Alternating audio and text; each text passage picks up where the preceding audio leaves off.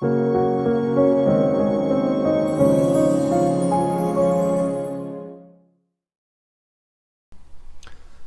now we have our Facebook group set up.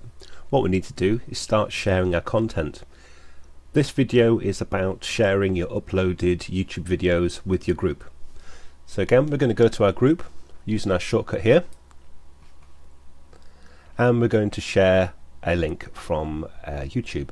So on one of my other tabs in my browser here, I've got the YouTube video that I want to share. On the top across here, you can see that I've got the web address or the URL of the video. I'm going to copy that. I can use Control-C or right-click and copy, and then go back to Facebook in a different tab, and I want to share what I'm doing. So I'm going to write something.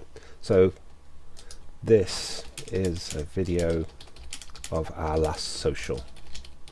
It could be, this is a video of Friday's teachers,